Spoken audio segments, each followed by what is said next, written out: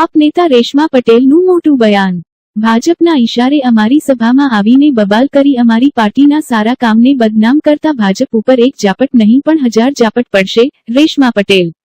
પૂર્વ કેન્દ્રીય મંત્રી સત્યેન્દ્ર જૈન નિર્દોષ સાબિત થયા એ સાબિત કરે છે કે ભાજપ સત્તાની લાલચ માટે શ્રી અરવિંદ કેજરીવાલ અને અમારા નેતાઓને બદનામ કરવા ખોટા કેસ કર્યા છે।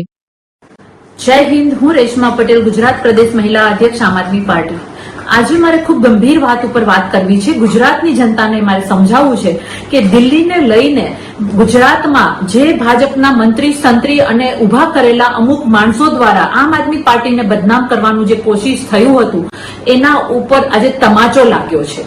આ તમાચો એટલા માટે લાગ્યો છે કે અમારા દિલ્હીના પૂર્વ કેન્દ્રીય મંત્રી સત્યેન્દ્ર જૈન આજે નિર્દોષ સાબિત થાય છે।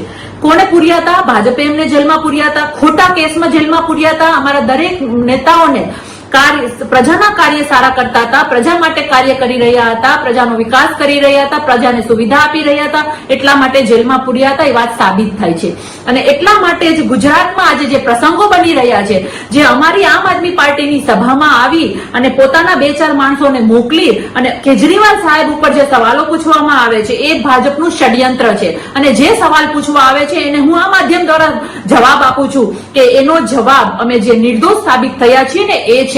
એટલા માટે ગુજરાતમાં અમારી સભાઓમાં આવી અને જે ખેલ કરવાનું ભાજપે ચાલુ કર્યું છે ને એ વસ્તુ એ ભાજપ ડરી ગઈ છે ને સાબિત કરે છે।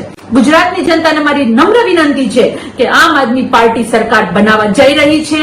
આમ આદમી પાર્ટી જનતાના કાર્ય કરવા માટે સક્ષમતાથી લડી રહી છે, એટલે ભાજપના પેટમાં તેલ રેડાઈ રહ્યું છે અને જે રીતે એ લોકો પોતાના માણસોને અમારી સભાઓમાં આવી અને ખોટી રીતે અમારા અરવિંદ કેજરીવાલજી અને અમારા દિલ્હી સરકારને બદનામ કરવાનું જે ષડયંત્ર ભાજપ દ્વારા આચરવામાં આવ્યું છે એના ઉપર સૌથી મોટો તમાચો એ જ છે કે સત્યેન્દ્ર જૈનજી જે અમારા પૂર્વ કેન્દ્રીય મંત્રી હતા એ નિર્દોષ સાબિત થાય છે। એટલે આ નિર્દોષ સાબિત થયા છે ને એનાથી જનતાએ વિચારવાની જરૂર છે કે કેટલા ખોટા કેસ કર્યા હશે દિલ્હીની સત્તા મેળવવા માટે।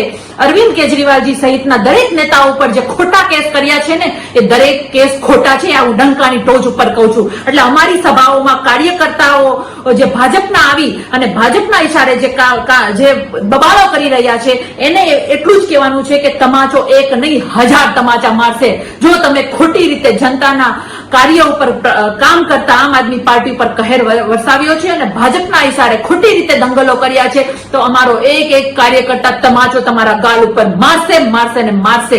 એમાં અમને કોઈ પણ જાતનો ડર નથી। ધન્યવાદ।